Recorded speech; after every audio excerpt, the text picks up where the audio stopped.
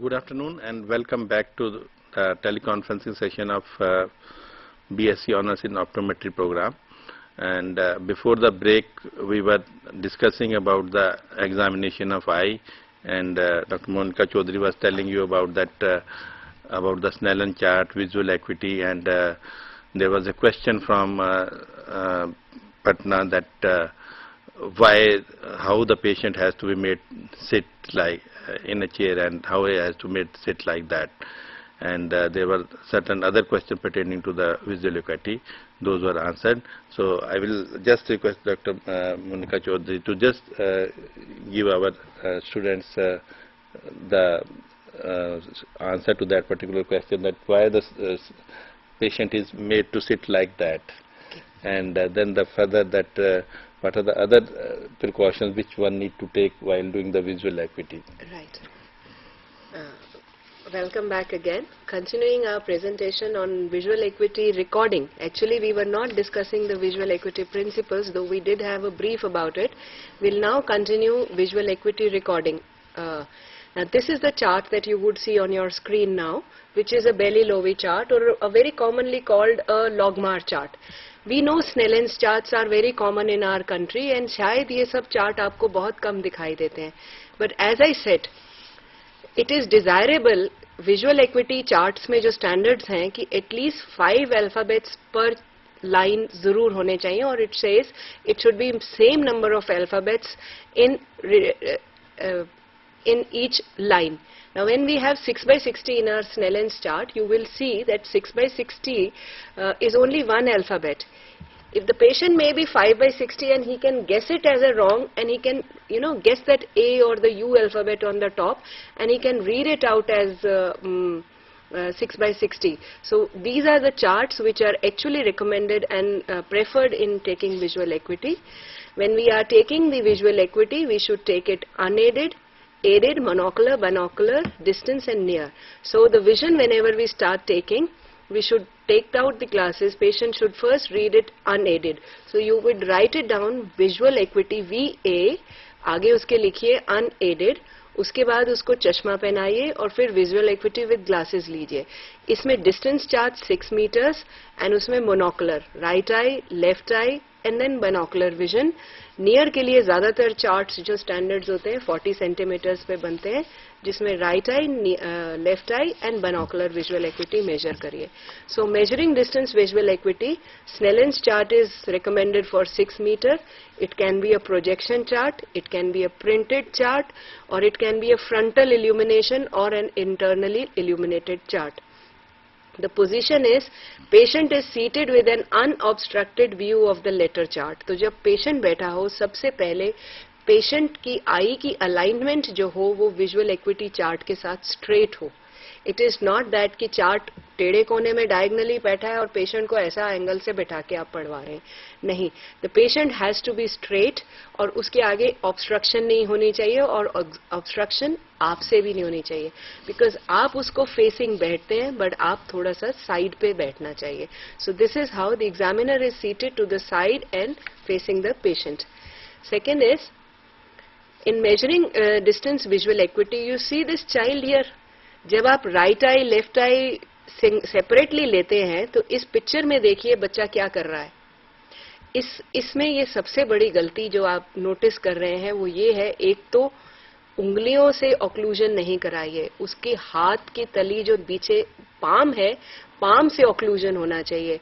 The child should not also squint, उसका गर्दन घूमा नहीं होना चाहिए, टेढ़ा करके नहीं देखना चाहिए. बेस्ट मेथड होता है कि अगर आप उसको ट्रायल फ्रेम पहना दें और उसमें ऑक्लूडर रख दें और तब राइट आई लेफ्ट आई का लें.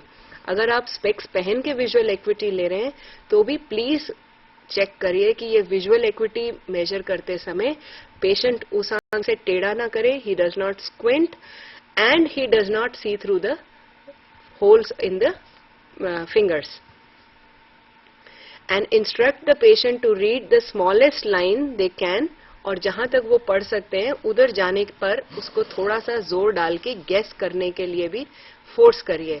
Ask the patient, जैसे अगर वो 6-12 लाइन पढ़ता है तो 6-9 पे भी उसको रिकमेंड करिए कि वो उसको थोड़ा सा गेस करके पढ़ने की कोशिश करे. फिर उसके बाद जब रिकॉर्डिंग की जाती है रिकॉर्डिंग करने में स्मॉलेस्ट लाइन जिसमें मिनिमम 2 मिस्टेक्स की हो उसको रिकॉर्ड किया जाता है.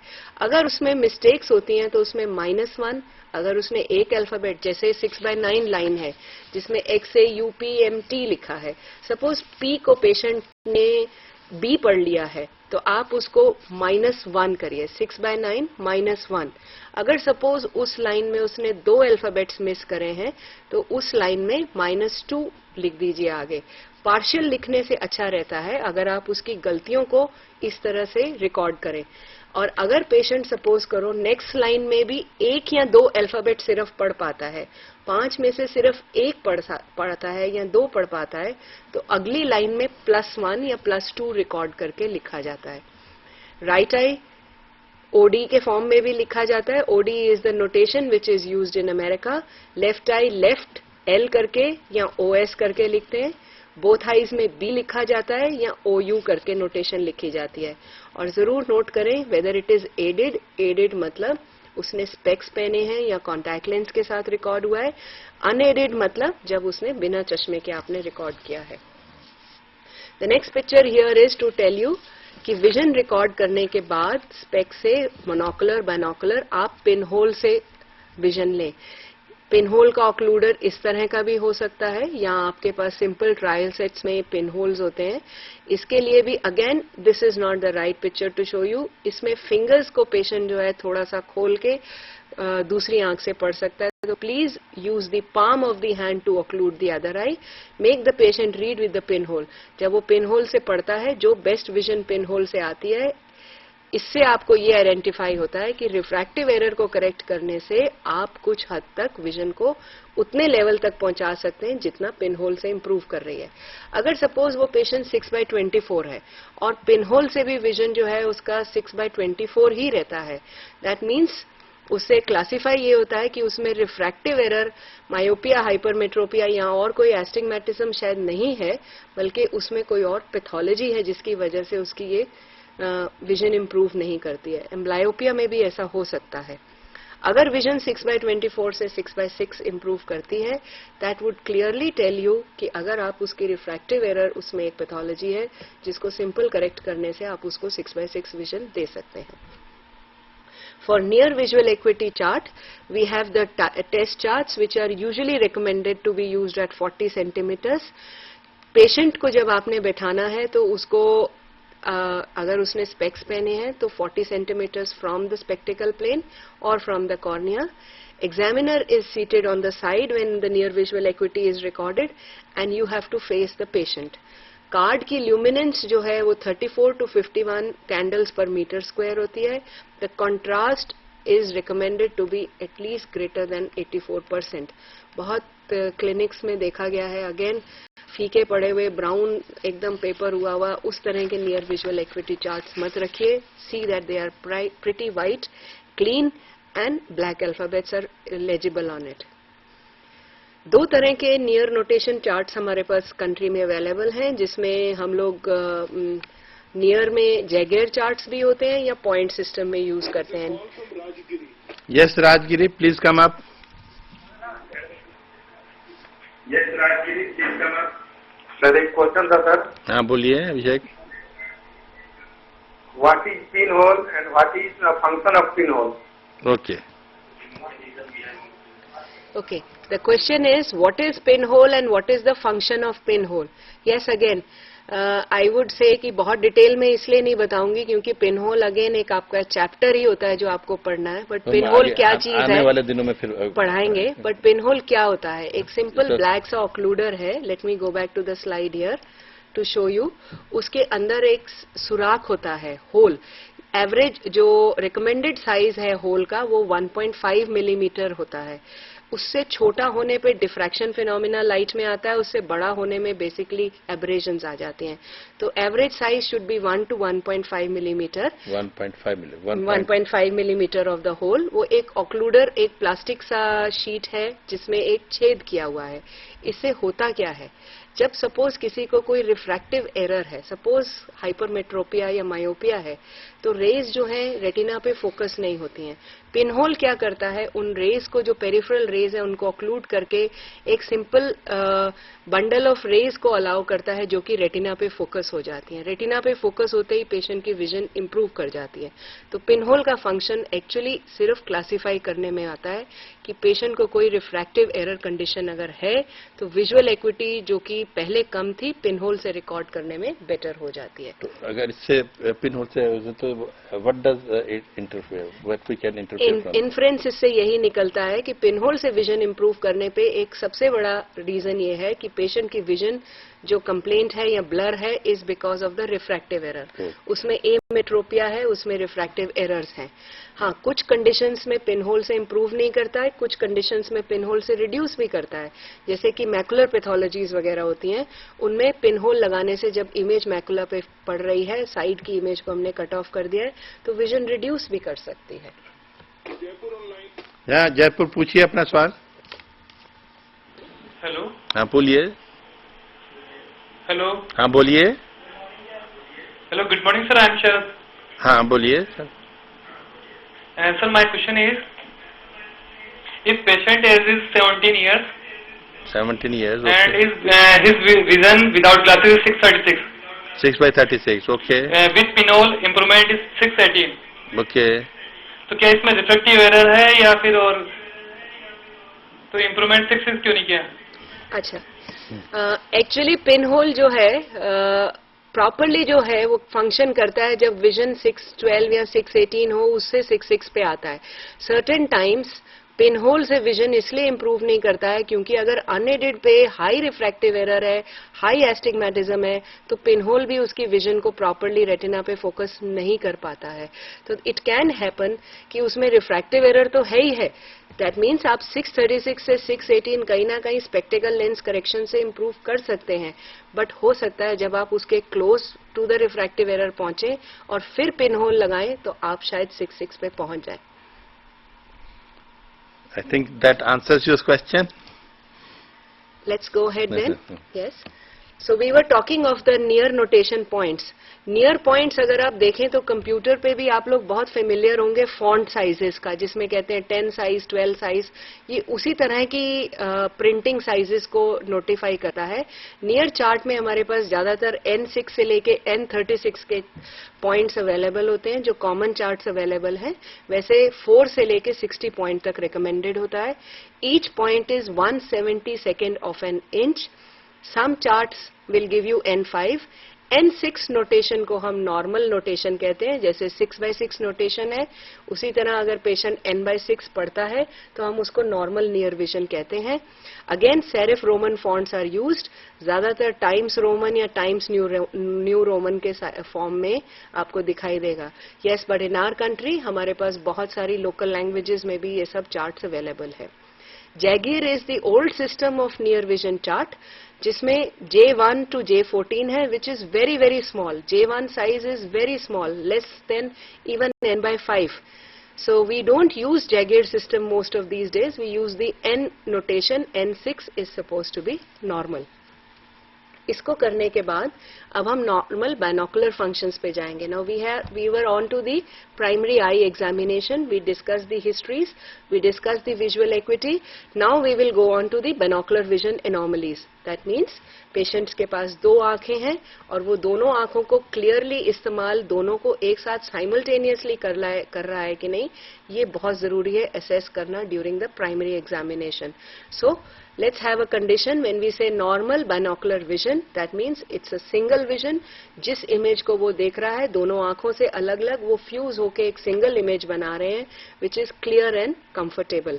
You will study this in detail जब आप binocular vision के चैप्टर्स को पढ़ोगे, उसके different grades और brain कैसे सुपर इम्पोज करता है, it's not for us to discuss right now. But grossly आपने पेशेंट की जब असेसमेंट टॉर्च से कर रहे हैं, आप अलग अलग आंख को देखने के बाद आप उसके अलाइनमेंट को भी देखेंगे. स्ट्रैबिस्मस या स्क्विंट जो कि हम कॉमन वर्ड यूज करते हैं, उसको दूसरी तरह से हेट्रोट्रोपिया भी कहा जाता है. ट्रोपिया is the word for the squint, जिसमें आपने ये देखना है कि दोनों आईज की अलाइनमेंट सीधी है कि नहीं. पेशेंट एक फिक्सेशन ऑब्जेक्ट को देख रहा है, उसमें दूसरी आई डिविएट तो नहीं करती है. हेट्रोफोरिया एक ऐसा टर्म है जिसमें बाइनोकुलर विजन जब कभी डिसरप्ट करते हैं तो स्क्विंट बन जाता है. इसको भी डिटेल में आप लोग आने वाले चैप्टर्स में पढ़ेंगे. So let us now go into the binocular deviation. कैसे मेजर करते हैं उसका थोड़ा सा और जब आप प्राइमरी एग्जामिनेशन में नोट कर रहे होते हैं. सबसे पहले बाइनोकुलरली बोथ आईज आर नॉर्मल या उसमें कोई डिविएशन है. तो डिविएशन की क्लासिफिकेशन को समझिए. एक कहा जाता है esodeviation. Esodeviation means the eye turn inward, जिसे कन्वर्जेंट स्क्विंट भी कहते हैं. The second is exodeviation, in which the eye, one of the eye or both the eyes or simultaneously alternatingly they turn outward. It is called exotropia या exophoria. ट्रोपिया का मतलब जब वो permanent squint होता है, फोरिया जब वो स्क्विंट जो सिर्फ डिसोसिएट करने से आप डायग्नोज करते हो.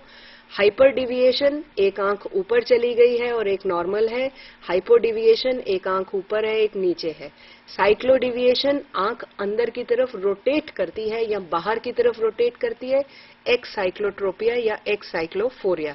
ओके, ये सब चीजें सिर्फ एक टर्मिनोलॉजी आज बताने के लिए थी आपको, ताकि ये टर्म्स आपको फर्स्ट ईयर में पता लगे. You will understand them in detail when you go ahead with your next chapters. So specify, आपने सिर्फ ईजो डिविएशन मतलब कन्वर्जेंट स्क्विंट है या डाइवर्जेंट डिविएशन है, हाइपर है या हाइपो है, इसी को स्पेसिफाई नहीं करना है.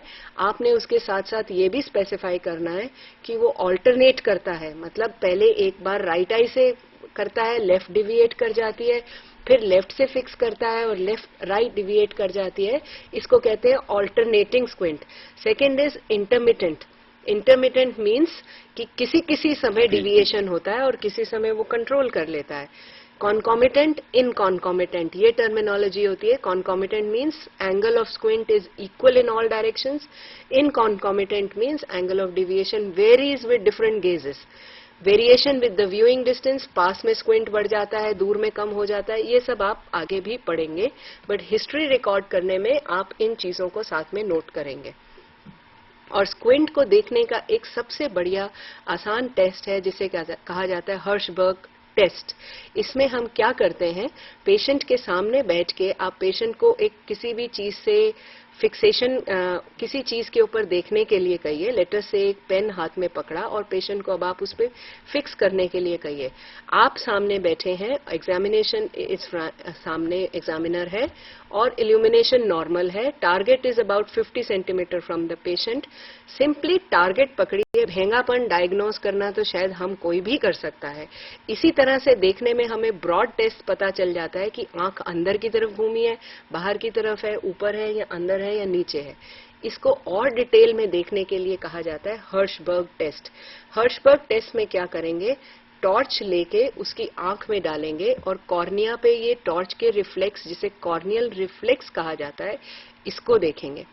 अगर कॉर्नियल रिफ्लेक्स अंदर की तरफ है, दैट मीन्स वो आंख, अगर जैसे इस पिक्चर में देखें, रिफ्लेक्स इस आंख में थोड़ा सा अंदर की तरफ डिस्प्लेस्ड है, मतलब ये आंख बाहर की तरफ डिविएटेड है.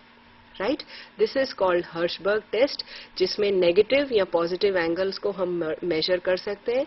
डाइवर्जेंट स्क्विंट है या कन्वर्जेंट स्क्विंट है, सिंपली रिफ्लेक्स देखने से कर सकते हैं. Then the other test which you do in examination for measuring the squint is called the cover test, unilateral cover test. क्या किया जाता है, पेशेंट को सीधा बैठाए, सिर सीधा रहे, पेशेंट के सामने आप खड़े हों, उसको कोई डिस्टेंस टारगेट देखने के लिए कहिए. प्लीज उसके सामने मत खड़े, आगे मत खड़े होइए, उसकी विजन को ऑब्स्ट्रक्ट नहीं करिए. रूम की इल्यूमिनेशन पूरी रखिए, डार्क रूम नहीं रखिए. डिस्टेंस टारगेट उसको 6 मीटर्स पे दीजिए, शायद स्नेलेंस में जो वो फिक्सेशन लाइट है या फिर सबसे ऊपर वाला अल्फाबेट पेशेंट देख रहा है. करते हुए ये ऑक्लूडर, कवर टेस्ट का ऑक्लूडर होता है, इसको पकड़ के आपने ग्रेजुअली साइड से धीरे धीरे, पेशेंट सीधा दोनों आंखों से देख रहा है, आपने ऑक्लूडर को इसको आंख की तरफ लेके आना है, वो भी साइड से, उसके आगे खड़े होके ऐसे कवर नहीं करना है. Now you are going to cover this eye and then uncover it. And what you are going to observe कि जब आप कवर अनकवर कर रहे थे तो पेशेंट की आईज में कुछ मूवमेंट्स तो नहीं हुई थी. अगर पेशेंट की बाइनोकुलर अलाइनमेंट प्रॉपर नहीं है तो आईज में डेफिनेटली मूवमेंट दिखाई देगी. जिस आई को आप कवर करते हैं उसमें अनकवर करने पे भी आपको मूवमेंट दिखाई देगी. अगर स्क्विंट दूसरी आंख में है तो वो आई जो कि अलाइन नहीं थी वो मूव करती दिखाई देगी.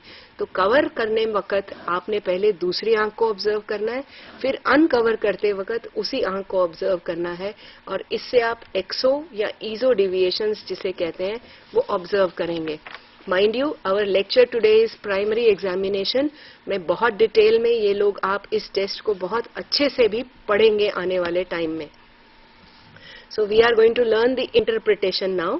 इंटरप्रिटेशन में जैसे सपोज करिए आपने इस आंख को कवर किया था, तो कवर करने पे ये आंख जो थी स्क्विंट था, जिसमें आंख अंदर की तरफ कन्वर्ज की हुई थी, वो बाहर की तरफ प्रोजेक्ट आउट कर जाती है जब आप कवर को हटाते हैं. क्यों? क्योंकि वो अंदर थी, ये आंख से वो पेशेंट फिक्स कर रहा था. कवर हटाने पे उसको उस आंख में अलाइनमेंट लाने के लिए ईजो डिविएशन जिसे कन्वर्जेंट स्क्विंट कहते हैं, कवर करके अनकवर करने पे आई जो है बाहर की तरफ मूव करती दिखाई देगी. सेम वे हाइपरफोरिया में जो आंख ऊपर थी, जब आप अनकवर करेंगे तो वो नीचे आती हुई दिखाई देगी. देन वी हैव हाइपोफोरिया, जहां आंख नीचे है, जिसको अनकवर करने में जो आंख है वो ऊपर की तरफ जाएगी.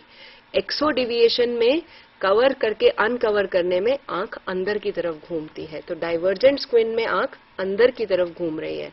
Then we have the alternating cover test, जहां हम रैपिडली पेशेंट को फिक्स करा के एक बार इस आंख को कवर करेंगे, फिर दूसरी को कवर करेंगे, और आई में देखेंगे कोई मूवमेंट तो नहीं आती है डिसोसिएट करने से, आंख अंदर की तरफ घूम रही है या बाहर की तरफ से. That will tell you whether it is the exophoria और esophoria. Please we don't discuss this too much in detail. इसको आप अच्छी तरह से पढ़ाया जाएगा. आज मैं आपको इस टेस्ट के बारे में ग्रॉसली बता रही हूँ कि इस टेस्ट से हम क्या फाइंड आउट कर रहे हैं. एग्जामिनेशन में एक बहुत इंपॉर्टेंट एग्जामिनेशन है जिसे कहते हैं हम प्यूपिल रिफ्लेक्स. प्यूपिल रिफ्लेक्स में 3 तरह से आपने देखना है प्यूपिल के रिफ्लेक्स को: direct, consensual and near. Direct का क्या मतलब है? टॉर्च लीजिए, प्यूपिल के आंख के ऊपर लाइट टॉर्च से मारिए और ऑब्जर्व करिए कि प्यूपिल उस समय छोटा होता है कि नहीं. This is what happens in the direct. Direct में टॉर्च प्यूपिल डायलेटेड है. आप 5 सेंटीमीटर दूर से टॉर्च को लाएंगे टेम्पोरल साइड से आंख की तरफ, सीधा उसकी आंख के आगे से ऐसे पढ़ते हुए नहीं लेके जाना है, बाहर की तरफ से ग्रेजुअली टॉर्च को अंदर की तरफ मूव करना है. अब आप ऑब्जर्व करेंगे डायरेक्ट रिफ्लेक्स ये हर एक के लिए नॉर्मल होता है. डायरेक्ट रिफ्लेक्स प्यूपिल जो है वो धीरे धीरे छोटा होता है जब लाइट आंख में पड़ती है. शायद ये हम सबको पता ही है, बट इस चीज को नोट करना बहुत जरूरी है. क्योंकि प्यूपिल क्या है? प्यूपिल इज जस्ट जो आंख के नर्व्स है ब्रेन को कनेक्ट कर रही हैं, प्यूपिल उसका विंडो है. कहीं ना कहीं वहां पे अगर कुछ डैमेज है जो कनेक्शन ब्रेन तक जा रहा है तो आप इस प्यूपिल के रिफ्लेक्स में एबनॉर्मेलिटी फाइंड आउट करेंगे. ये होता है डायरेक्ट रिफ्लेक्स. मतलब आपने राइट आई के प्यूपिल को रिफ्लेक्स को मेजर किया, टॉर्च को उसी के अंदर मारा, साइड से लेके गए एंड प्यूपिल कंस्ट्रिक्ट होते हुए ऑब्जर्व किया. Observe the amount and the speed also. Second is consensual. Consensual मतलब आप राइट आई के अंदर टॉर्च लाइट मार रहे हैं, लेफ्ट भी साइमल्टेनियसली कंस्ट्रिक्ट करती है. Do this to your patient and you will observe it. Consensual reflex, इसको लिखने में, रिकॉर्ड करने में आप ऐसे करेंगे D+, मतलब डायरेक्ट में नॉर्मल रिफ्लेक्स है और वो उसको कंस्ट्रिक्ट कर रहा है. अगर कंसेंसुअल रिफ्लेक्स नॉर्मल है दैट मीन्स राइट आई में लाइट डाली और लेफ्ट आई का प्यूपिल भी ऑब्जर्व किया जो कि कंस्ट्रिक्ट हो गया. प्यूपिल नियर के रिफ्लेक्स से भी कंस्ट्रिक्ट करता है. क्यों? क्योंकि एकोमोडेशन ऑन कन्वर्जेंस का पाथवे सेम है. And you will see the patients प्यूपिल constrict. अगर आप कोई टारगेट उसकी आंख के पास 15 सेंटीमीटर पे लेके जाइए, उसको पढ़ने को कहिए, प्यूपिल को ऑब्जर्व करिए, the प्यूपिल will constrict. Sorry. Second thing, when you are looking at the pupil, also record the difference in the pupil size if there is.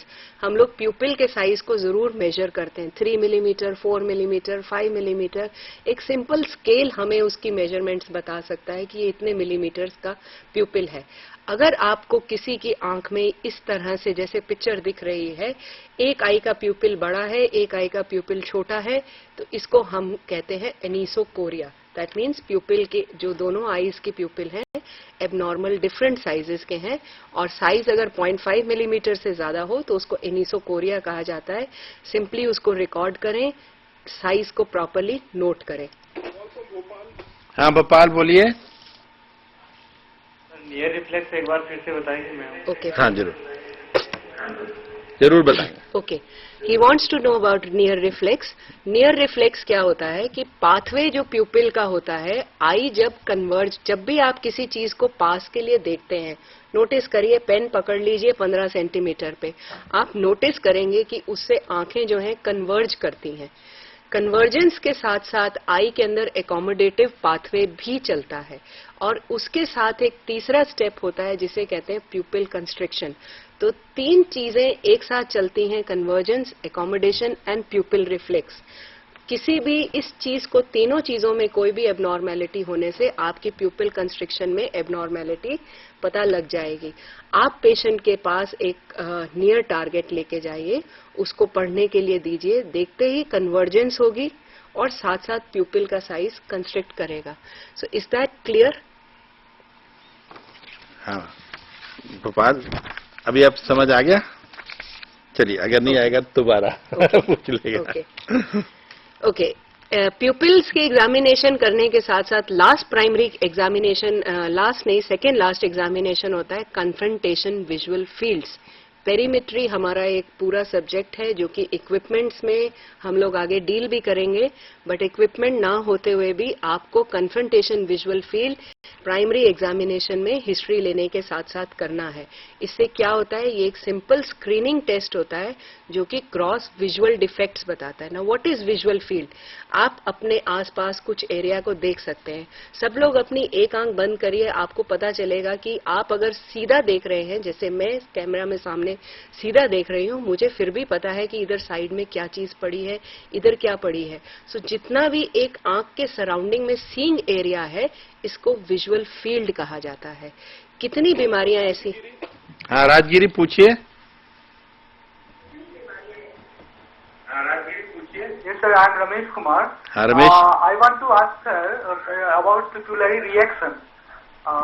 When we focus the light upon eye, we find the reaction of pupillary is that sometimes it is brisk and sometimes it is sluggish. What it does mean? Okay. Please explain it. Okay. Thank you. Ramesh Kumar का okay. Question है. रमेश बिल्कुल ठीक कह रहे हैं. मैंने ये mention किया था कि जब आप प्यूपिल को कंस्ट्रिक्शन को ऑब्जर्व करें तो आप उसकी स्पीड को भी ऑब्जर्व करें. आप इस चीज को अंडरस्टैंड करना, कोई वहां स्केल तो लगा नहीं है कि हम मेजर करें कि इतनी स्पीड को नॉर्मल कहेंगे और इतनी को एबनॉर्मल कहेंगे. ये कैसे आप लोग स्टूडेंट सीख सकते हैं? आप सब स्टूडेंट्स फ्रेंड्स आपस में बैठे हैं, टॉर्च लीजिए, हर एक की आंख पे लाइट डालिए और ऑब्जर्व करिए कितनी जल्दी वो कंस्ट्रिक्ट करता है. ये चीज एटलीस्ट आपको बताएगा कि नॉर्मल स्पीड क्या होती है. सो इसको हम कहते हैं ब्रिस्क या नॉर्मल. जहां पे स्पीड स्लो होगी, ये जब तक आप उस चीज को अंडरस्टैंड नहीं करेंगे कि नॉर्मल स्पीड क्या है, दूसरी स्पीड को स्लगिश कहा जाता है. जब 10-20 बार देखेंगे, 10-20 बार देखें, तो घर पता में चलेगा. किसी की भी आंख में, फ्रेंड्स की आंख में, प्लीज टॉर्च पकड़िए और स्पीड को अंडरस्टैंड करिए कि नॉर्मल स्पीड क्या है. तभी आप स्लगिश का मतलब स्लो, जो कि प्रॉपरली रिएक्ट नहीं करती. स्लगिश में क्या होता है, कंस्ट्रिक्ट करता है, वापस आता है, पूरी तरह लाइट पड़ते रहने पे कंस्ट्रिक्ट भी नहीं करता, बीच बीच में डायलेट भी होता रहता है. That is also sluggish. तो आप प्लीज नॉर्मल आइज को थोड़े दिन देखिए, तभी आप समझ पाएंगे कि पेशेंट में स्लगिश रिएक्शन का क्या मतलब है. Delhi, yes please. Hello sir. हाँ बोलिए. Good afternoon sir. Good afternoon. Sir अभी मैम ने बताया था आपका नाम? एक सर पवन कुमार. पवन. हाँ बोलिए पवन. सर अभी मैम ने बताया कि अगर एक आंख में टॉर्च डालें तो पीपल कंस्ट्रिक्ट होती है. बट सर अगर वो प्यूपिल एक आंख में डाले, राइट कंस्ट्रिक्ट हो बट लेफ्ट कंस्ट्रिक्ट ना हो. That is consensual reflex is absent. उसमें ये मार्कस गन फिनोमिना और कई सिंड्रोम्स होते हैं जिसमें ये प्रॉब्लम बीमारी होती है, which you will understand. That means pathway जो होता है, एक आई की प्यूपिल दूसरी आई के आजमा पे क्रॉस करके ब्रेन तक जाता है. तो सपोज वो रिफ्लेक्सेस में कहीं प्रॉब्लम है, पाथवे में कहीं प्रॉब्लम है, विच यू विल अंडरस्टैंड. उसको कोरिलेट करके डिसीजेस पे लेके जाना आज इस लेसन के प्रीव्यू में नहीं है, बट आप इसको अंडरस्टैंड करेंगे. हर चीज की सिग्निफिकेंस होती है. अभी आपको सिंपली ये समझना है कि जब आप पेशेंट को प्राइमरी एग्जामिनेशन करें, आप ये चीज एटलीस्ट रिकॉर्ड कर लें. पवन, अभी हम जो बता रहे हैं, मैडम आज बता रही हैं जो ओवरव्यू ऑफ आई एग्जामिनेशन बता रहे हैं कि हिस्ट्री कैसे लेनी है, एग्जामिनेशन कैसे करना है, क्या क्या ब्रॉड पॉइंट देखने हैं. तो जो आपका सवाल जो है उसमें जो डेविएशंस जो है आती हैं वो किसी बीमारी से भी ताल्लुक रख सकती हैं. तो उसके बारे में भी हम आने वाले जो टेली कॉन्फ्रेंसिंग सेशन में डिटेल में उस पर बात करेंगे. पर जैसा भी मैडम ने बताया कि ये एक जो ऑप्टिक जो पाथवेज है ना, उससे उसमें कुछ डिफेक्ट होने की वजह से भी ये प्रॉब्लम आ सकती है. हाँ, बोलिए Delhi. Yes Delhi. Hello sir, good afternoon. Good afternoon. अपना नाम बताइए. सर, मैं विक्रम बोल रहा हूँ. हाँ विक्रम. एक क्वेश्चन है मेरा. हाँ बोलिए विक्रम, क्या क्वेश्चन है आपका? सर. हाँ बोलिए बोलिए. सर, मेरा क्वेश्चन है कि जो ये इजोफोरिया, एक्सोफोरिया और हाइपोफोरिया की स्लाइड्स जो थी, ये दोबारा दिखा दीजिए प्लीज. अच्छा ठीक. और एक क्वेश्चन और है. हाँ जी. जो अब ये ऑप्टोमेट्रिक प्रैक्टिस की बुक कब तक मिलेगी हमें? ये आपके पास तो 1-2 दिन में पहुंच जाएगी. आज या कल में वो छप के आ चुकी है, आने वाली है, मतलब छप चुकी है. वो आज कल में डिलीवर कर देगा, आपको मिल जाएगी वो. Hello sir. हाँ जी. सर, ये सीरीज हमें मिली नहीं है सर अभी. ये मैं आपको कर दूंगा, ये मैडम की, और ये सब आपको जो है ना, मैं आपको ईमेल से ना सबको भेज दूंगा. ठीक है. Thank you sir. Okay. In fact, I know orthoptics जो है, binocular vision alignment, सबके इंटरेस्ट का एक बहुत सब्जेक्ट है. Let me just finish off this part, and as you wanted esophoria exophoria को अगर आप चाहते हैं तो मैं इसको एंड में फिर से कवर कर लूंगा. नहीं तो कल भी हमारे पास सेशन है, हम we can do it. In fact, I'll get better slides which you can understand more on it. जैसा आपको मालूम होगा, कल भी हमारा सेशन 11 से लेकर 1:45 तक 3 सेशन होंगे हमारे. तो उसमें भी हम डिटेल में इसके बारे में और चर्चा कर लेंगे. Okay, so we were talking on to visual fields now, कि विजुअल फील्ड का असेसमेंट, एक ग्रॉस असेसमेंट स्क्रीनिंग आप सब लोग करना सीखिए. और उसको करने के लिए confrontation visual field assessment test होता है, जिसके लिए आप पेशेंट के बिल्कुल सामने बैठ जाइए. ऐसे you will be at the same I level. अपने एग्जामिनेशन स्टूल को एडजस्ट कर लीजिए, हेड डायरेक्ट हो, आप पेशेंट की आई लेवल पे हो, पेशेंट की आंख में देख रहे हो. So you should be facing the patient, directly in front of the patient. The room should be bright and uniformly illuminated. अब इसमें आपने अगला क्या करना है, पेशेंट को सीधा देखते हुए आप इस पिक्चर में देखिए. पेशेंट की राइट आई कवर्ड है, आप उसके सामने वाली अपनी लेफ्ट आई कवर कर लीजिए. उसकी लेफ्ट आई विजुअल फील्ड असेसमेंट हो रही है. उंगलियां या पेन हाथ में पकड़ लीजिए, एक ऑब्जेक्ट दूर से करते हुए धीरे धीरे सेंटर में सामने लाइए. जैसे ही वो सामने आंख के पास आएगा, आप अपने आप को एक नॉर्मल स्टैंडर्ड मानिए. आप पेशेंट की आंख में देख रहे हैं, पेशेंट को आपने इंस्ट्रक्ट किया कि वो आपकी आंख में देखे. सामने वाली आंख हमने भी बंद की है, उसने भी बंद की है. So this is uniocularly. If you see the picture below here, हाथ को दूर से धीरे धीरे ग्रेजुअली बीच में लाते जाना है. जैसे ही आपको भी असेसमेंट हो रही है, पेशेंट आपको ये बताएगा कि अब मुझे उंगलियां दिख गई. प्रेफरेबल रहता है कि एक टारगेट पकड़ लें हाथ में, या पेन हो वो बेटर है, ब्राइट कलर का, कि जैसे ही वो पेशेंट को दिखाई दे, तो दैट मीन्स आपको भी दिखाई दे रहा है. That is your normal field which we will see. और अगर पेशेंट को दिखाई देने लग गया या नहीं दिखाई दिया तो कंस्ट्रिक्टेड है, मतलब आपके फील्ड से आपने कंपैरिजन करना है उसे दिखाई दिया कि नहीं. हाँ पूछिए. हेलो. हेलो. हाँ अहमदाबाद बोलिए. जो नियर विजन रिकॉर्डिंग करते हैं ना. अपना नाम बताएंगे. हेलो. बच्चे अपना नाम बताएंगे. हाँ? अपना नाम बताएंगे बच्चे. किंजल. किंजल. हाँ किंजल. हाँ किंजल पूछिए अपना सवाल. जो विजुअल एक्टिविटी में नियर विजन रिकॉर्डिंग करते हैं, हेलो, हाँ हाँ बोलिए। Near vision recording Kinjal, Kinjal please go है। हाँ बोलो बोलो, हाँ बोलिए किंजल। किंजल, हाँ बोलिए। हेलो, हाँ बोलिए बोलिए बेटे।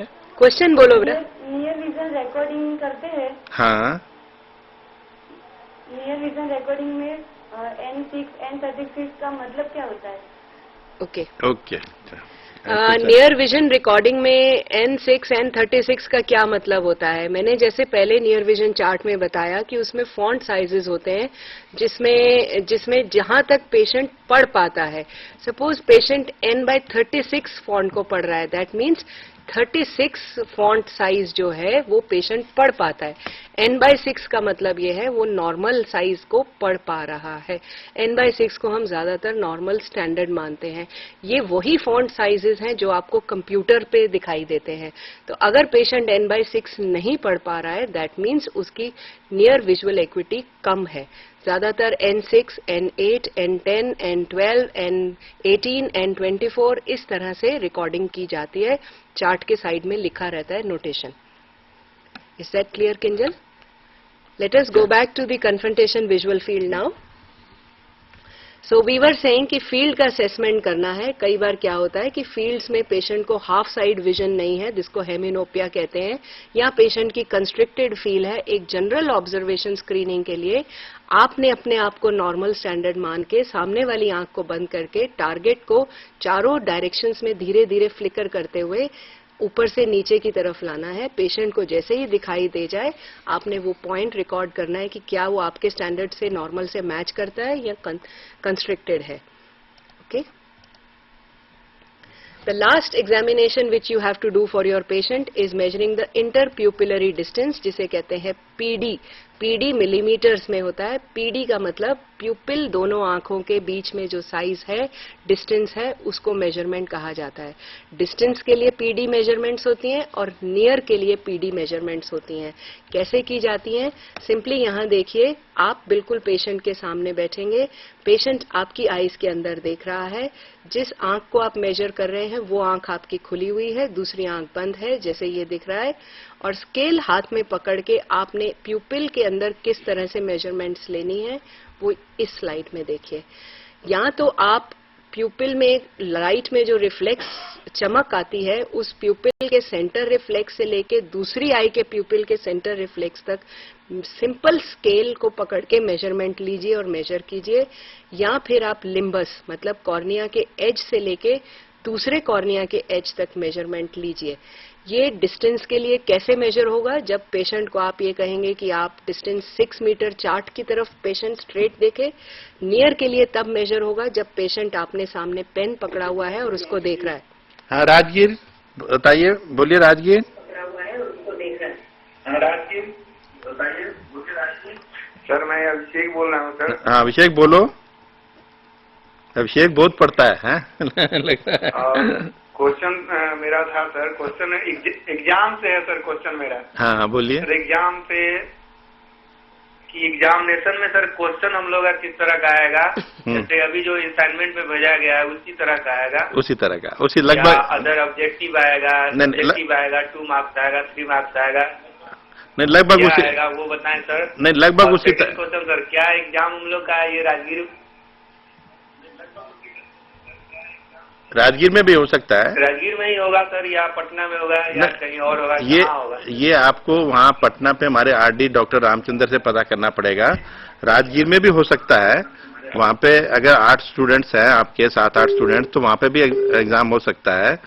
और एग्जामिनेशन का पैटर्न अभी हम टेलीकॉन्फ्रेंसिंग 2-3 हफ्ते करेंगे, आपको बताएंगे।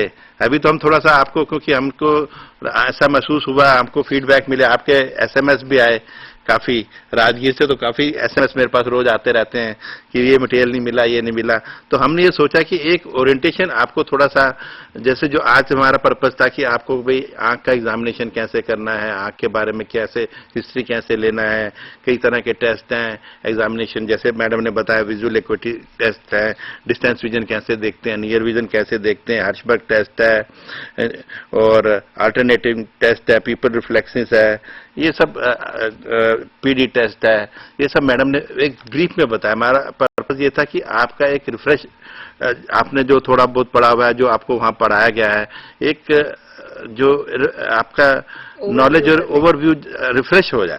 बाकी जो चीजें भी अगर आपको लगता है कि डिटेल में आपको पढ़नी है और आपको लगता है कि ऐसा जो समझ में नहीं आ रही है, तो आप मेरे को एसएमएस करिए, हम वो टॉपिक डिटेल में भी लेंगे। आगे आने वाले दिनों में हम अगले 2-3 हफ्ते और भी ये टेलीकॉन्फ्रेंसिंग करके टॉपिक्स को डिटेल में भी लेंगे। जहां तक एग्जामिनेशन का पैटर्न का सवाल है, वो ऑलमोस्ट उसी तरह के सवाल आएंगे जो कि आपके असाइनमेंट्स में दे रखे हैं। ये तो नहीं कह रहा कि वही सवाल आएंगे, पर उसी तरह के ही सवाल आएंगे। सब्जेक्टिव। हाँ जयपुर बोलिए। हेलो। हाँ बोलिए Jaipur. Sir I am Sharad. हाँ शरद बोलिए। सर जैसे अभी एग्जाम के बारे में बता रहे हैं। हाँ जी। तो एग्जाम जो है, जैसे हर बुक के 4 असाइनमेंट हैं। तो क्या पेपर भी 4 आएंगे, एक ही पेपर आएगा? पेपर एक होगा, वो हम बताएंगे। आपका ना सर सभी का मिक्स पेपर एक आएगा आपका? हाँ, आपका एक पेपर होगा इंग्लिश का, ठीक है ना, जो कि होगा BOS 01। दूसरा पेपर हो कंप्यूटर का, आपका थ्योरी का पेपर नहीं होगा, कंप्यूटर का प्रैक्टिकल होगा। उसके बाद आपका BOS 03 होगा और BOS 04 और BS 05, 4 थ्योरी के पेपर होंगे। और अगर आप अपनी प्रोग्राम गाइड खोल के देखेंगे तो उसमें लिखा होगा हर एक थ्योरी का पेपर जो है वो 70 नंबर का होगा, ठीक है ना। 30 नंबर आपके असाइनमेंट्स के होंगे और 70 नंबर जो है आपके थ्योरी के पेपर के होंगे। तो आपके 4 थ्योरी के पेपर होंगे, जैसे मैंने डेट्स बता भी दी हैं। एक पहला पेपर शायद आपका 21 जून को है, तो फिर 24 और फिर 26 और फिर 28 जून को ये 4 पेपर आपके होंगे और 70 मार्क्स के होंगे। और पैटर्न ऑलमोस्ट वही होगा जो कि आपके असाइनमेंट्स में दिया गया है। अभी हम आपको ज्यादा परेशान नहीं करना चाहते। आने वाले सालों में हो सकता है सेकंड थर्ड ईयर में हम पैटर्न ऑब्जेक्टिव टाइप या मल्टीपल चॉइस करें, पर अभी आप अपने जो असाइनमेंट्स करें हैं उसी पैटर्न पे ही आप अपने क्वेश्चंस को प्रिपेयर करें। First year is at an advantage. Okay, so we were on the last slide. We will just end up this here before further queries. So the last is interpupillary distance, जो हम measurements कर रहे थे, उसकी recording millimeters में की जाती है। जैसे ये example है 65-62, 65 millimeter distance और near PD 62।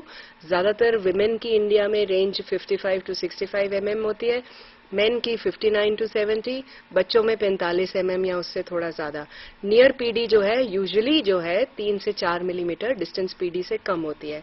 मोनोकुलर और binocular PDs I thought I will talk, I think I don't discuss it now, we can have it in the next session.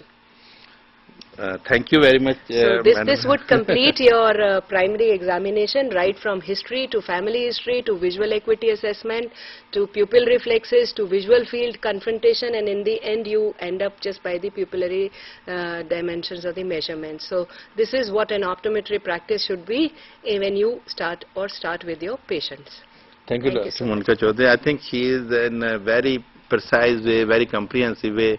She has covered in a very short time that how to go about taking history and what are the various steps in history taking, what are the important aspects when you are taking the history, that the history of present illness, history of past history, then the family history. You know, there are certain problems which occur in the family, then the systemic history, ocular history, all those things she has touched upon, and then the various types of examination, that vision testing and other types of tests which she has already described.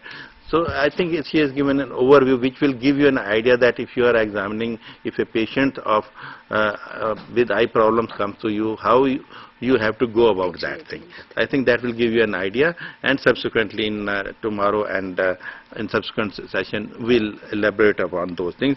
And tomorrow we'll be having a teleconferencing from 11 a.m. to 1:45. We'll be having 3 sessions. So if there are certain things which you want to cover, otherwise we'll start continuing with the optometry. Maybe we talk about some laws of reflection, properties of light, or something like that. If you want, we can cover, because that's the fourth part, the eye as a basic optical system, the aberrations of the eye. If you want, we can cover that. So we'll cover, there are 3 sessions tomorrow.